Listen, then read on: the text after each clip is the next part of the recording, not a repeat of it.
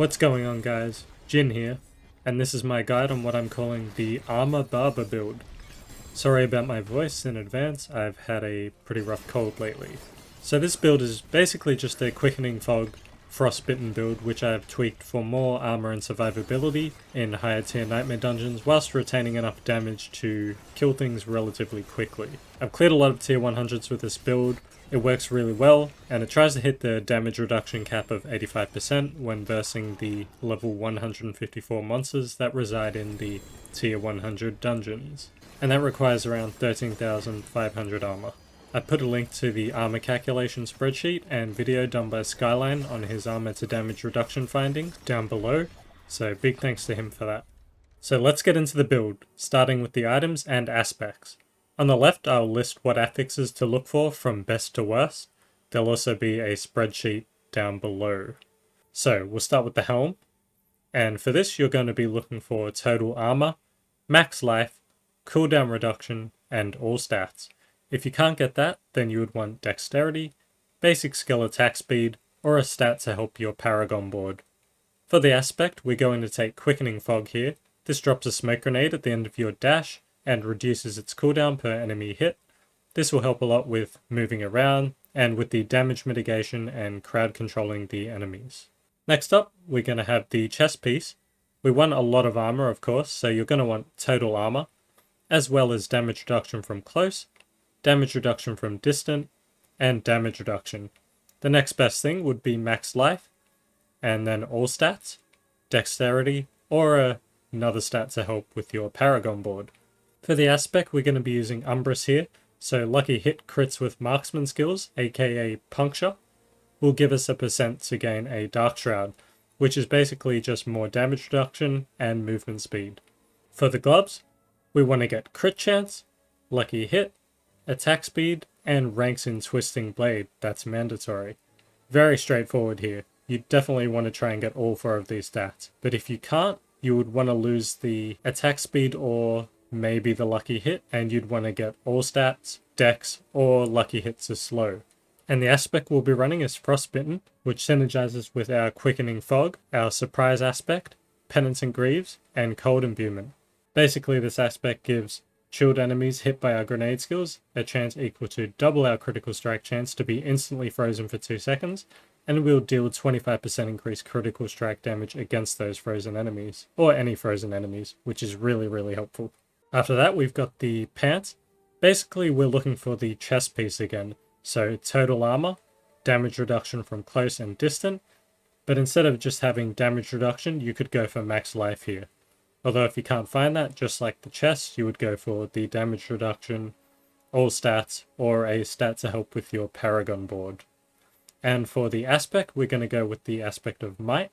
So basic skills will grant us the 20% damage reduction for a certain amount of time, between 2 to 6 seconds. This is really helpful. It's basically 20% damage reduction, which is on permanently. Now for the boots, we're going to be using the Penitent Greaves unique, which is really good for the unique passive. As you can see, you leave behind a trail of frost that chills enemies, and you deal an extra 9%, in my case, more damage to chilled enemies. So this is really useful. Obviously, it gives you some extra crowd control duration and movement speed as well, which is nice.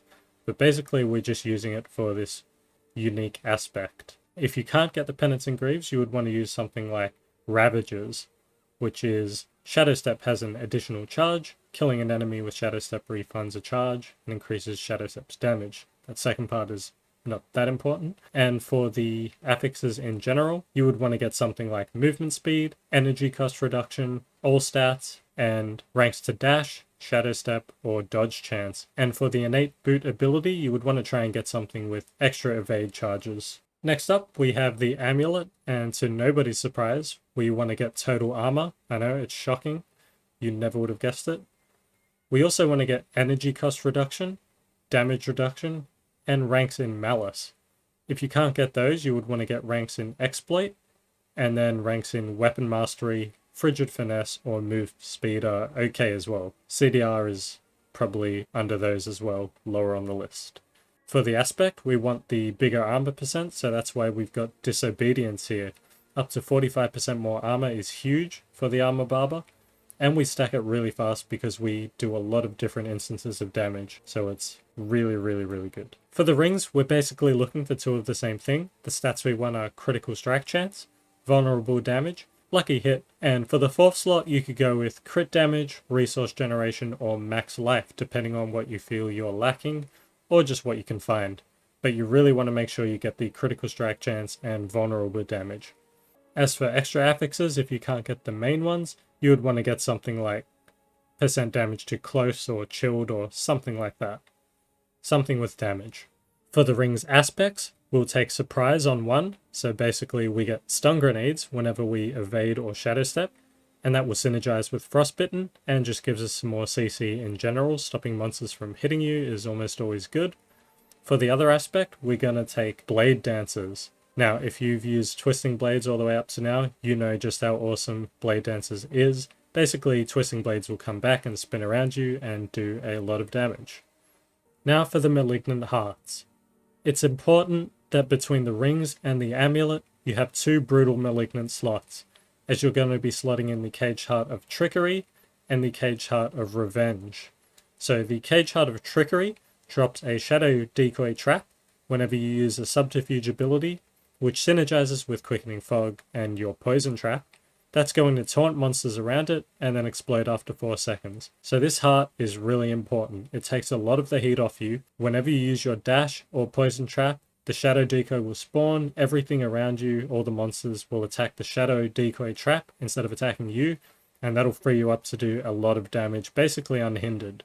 So you just want to drop it, move out of the way. Make sure you do move out of the way. If you're standing directly on it, you're still going to get hit incidentally by all the monsters, and just continue to do your thing. It's got a cooldown of 5 seconds, so you can't just dash, move away and do a trap and make another decoy. You're still just going to get 1 shadow. So be aware of that, but this is a must-have. For your other blue Brutal Heart, you're going to be using the Caged Heart of Revenge. That will suppress 10 to 20% of incoming damage. Then when you use your next defensive or subterfuge skill, which is going to be your dash, your poison trap, it will unleash the suppressed damage as fire damage to nearby enemies.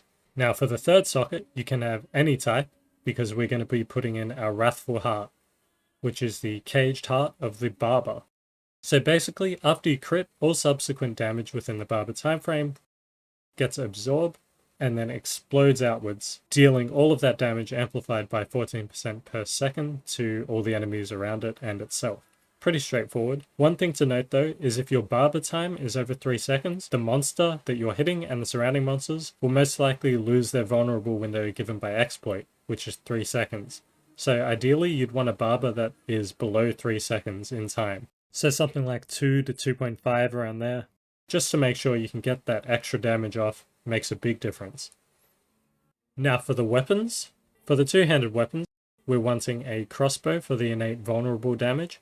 And for the affixes, we're going to look for all stats and vulnerable damage. Those are the most important. Then dexterity and critical damage, which is the next 2 important things. If you can't get those, then you would want core skill damage, followed by damage to close. But you really want to make sure you have a mix of these 6. I know I don't right now. I've got the damage to chilled there, so I'm looking to replace that ASAP. Aspect-wise, we're going to take acceleration. Getting that 30 to 50% attack speed for everything once a core skill crits is just insane. It's basically a permanent attack speed buff while you're in combat. Next up, we have the one-handed weapons. So your main weapons for this build are the one-handed weapons, which means you want to make sure that these have high item power for the high base damage. So we're going to be using Ashira's Kanjar and Condemnation. For the Kanjar, you're going to want to prioritize the lucky hit chance, damage to CC, and the unique passive to get that attack speed. And for the Condemnation, prioritize the unique passive and then the core skill damage, provided that you have a bunch of these 2 items to choose from, of course. And also prioritize the damage with dual-wielded weapons after those things. If you don't have one or either of these unique weapons, don't worry, you would want to again use a high item power level sword. And the affixes you're looking for should be the same as the crossbow. You want to get the all stats, vulnerable, crit damage, and dexterity. And if you can't get those, then you would want the core skill damage and damage to close. For the aspects, you'll want to be using the expectant on one of your swords. So attacking enemies with a basic skill increases the damage of your next core skill cast by 10%. since most of the time you're alternating between one or two punctures and then twisting blades, you're going to get 10 to 20% extra damage basically every time, 30% if you do that extra hit. And for your other weapon, you're going to be putting the Aspect of Surprise on, which is the one I have on the ring. And instead of having your ring be naked, you're going to put the Aspect of the Umbral on it. And that basically takes care of all your energy needs. Everything's going to be crowd controlled, so you're just going to be full energy almost all of the time with this. Now for the gems, in the weapons you're going to be using the emeralds. That gives a bonus critical strike damage to vulnerable damage, so 4 emeralds here. And for the armor, I like to use the topazes, which each give 10% damage reduction while control impaired. Basically the only time you really die with this build is when you're control impaired, and so this basically just lets you get through that. If you are really good at not getting control impaired and you are really good at using your shadow step to break the CC, then you could use rubies in all of these for the max health, which helps with your siphoning strike sustain. But in the higher tier nightmare dungeons, there is a lot of brutal CC, and that's why I like using the topazes. For our specialization, we want to be using combo points, especially with Condemnation. Your basic skills now generate combo points, core skills consume the combo points for additional effects. As you can see on my Twisting Blades, combo points increase damage and grant a movement speed bonus for 3 seconds. That is a lot of extra damage and movement speed, that's why we pick combo points. Alrighty, let's get to the actual skill tree. It's pretty straightforward as far as Twisting Blades goes, but there are a few tweaks here and there. So we've got the Puncture, Fundamental Puncture for more vulnerable application, Twisting Blades, obviously maxed out, and with improved Twisting Blades, so enemies dazed while impaled with our Twisting Blades.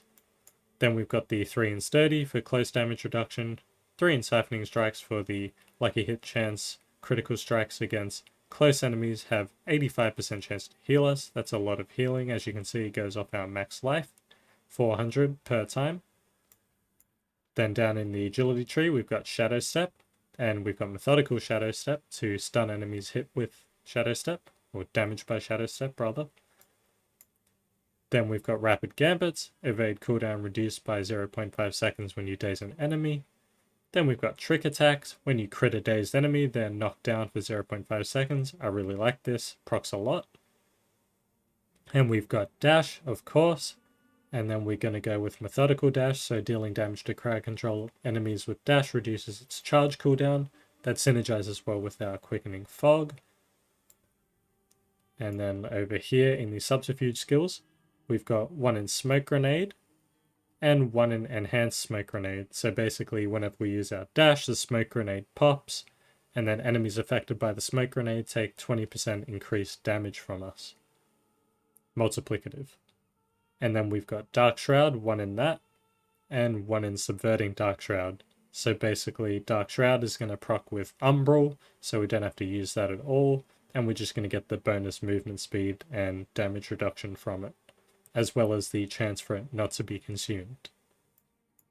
Then we've got our Poison Trap, and we are going to just take the Enhanced Poison Trap, so Poison Trap knocks down enemies for 1.73 seconds, and obviously we're using this to proc the Shadow Decoy Trap.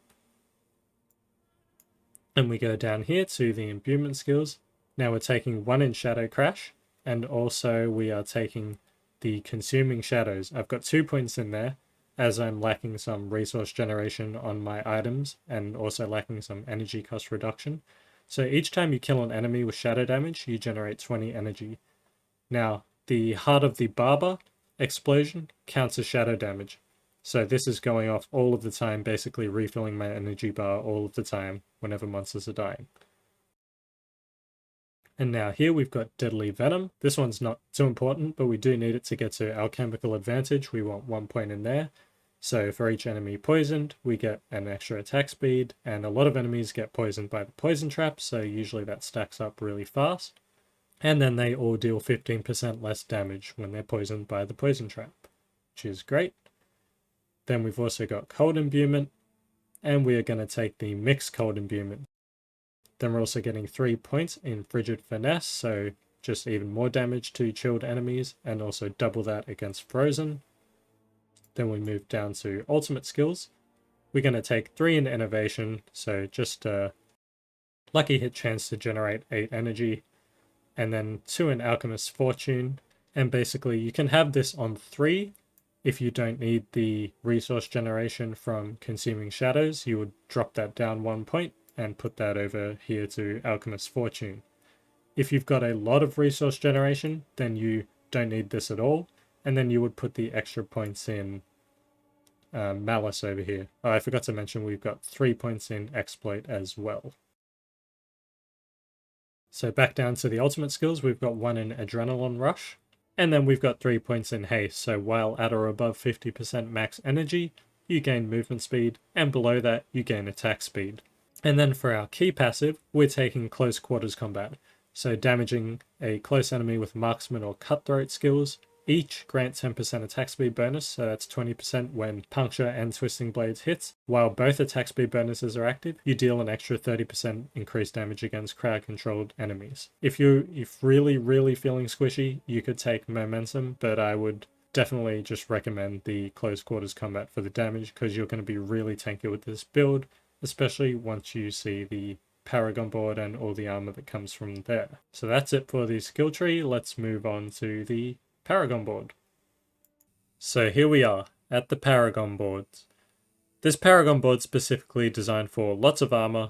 I'm really happy with it, and it works super well for my rogue. As I get better armor rolls on items, I'll probably make some tweaks to include more dex and damage, and worry a bit less about the armor nodes.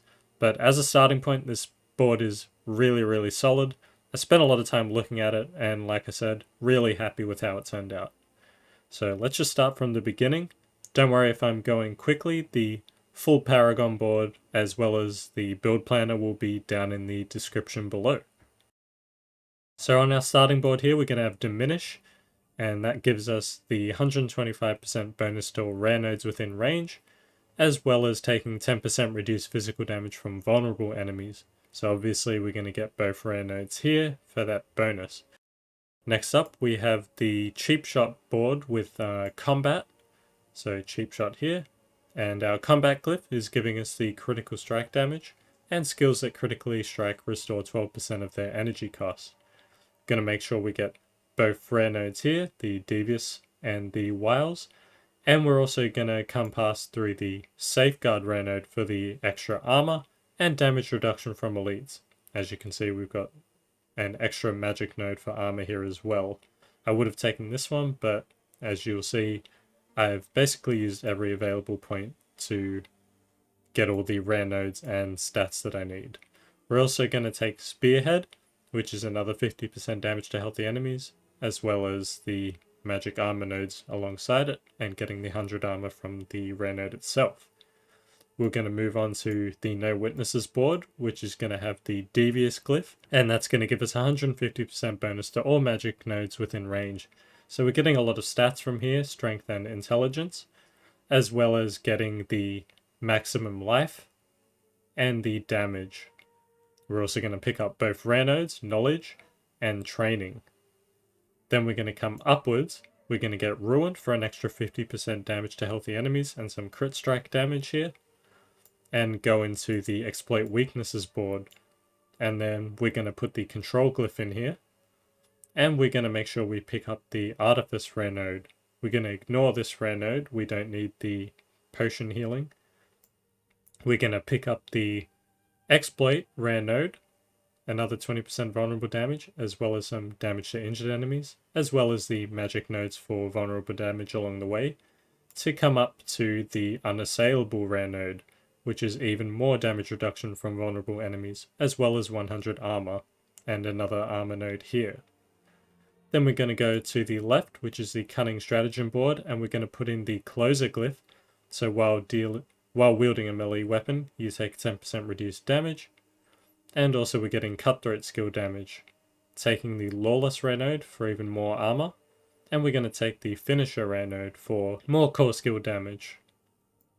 I forgot to mention the Control glyph here also gives you 10% increased damage to slowed or chill enemies, or instead 20% increased damage to stunned or frozen, as well as giving you the extra damage to crowd control enemies. Then we're going to go over to the right, and this is going to be our 6th board over here, and it's going to be Tricks of the Trade, and we're going to put in the Pride glyph.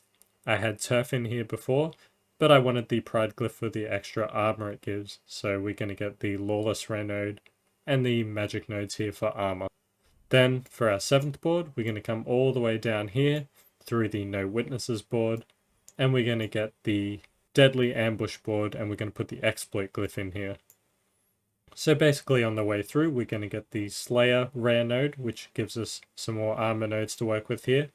And then we're just going to put in some strength to get the vulnerable damage from the Exploit glyph. And more importantly, we get the effect, the additional bonus, when an enemy is damaged by you, they become vulnerable for 3 seconds, which is mega important, basically for every build. And we're going to come in here and get the Cunning rare node just to get access to the +7 strength, which is the extra vulnerable damage. So we're going to ignore the engineering glyph, and we've pretty much spread our points as well as we could to get all of the armor possible, barring getting better items. Oh, and I guess I've been disconnected from the game, that's really helpful. So that pretty much wraps up this video. If you have any questions, please leave them in the comments below. Like I said, all the information regarding the build is going to be down there. The spreadsheet on what affixes and aspects to use and what uniques to use, the Paragon board, the skill tree, and the build is all going to be down there, as well as the armor calculation chart that Skyline made. So thanks a lot for watching. Please like and subscribe if you did enjoy, or if you found this information useful, and I will catch you in the next gaming video. Bye!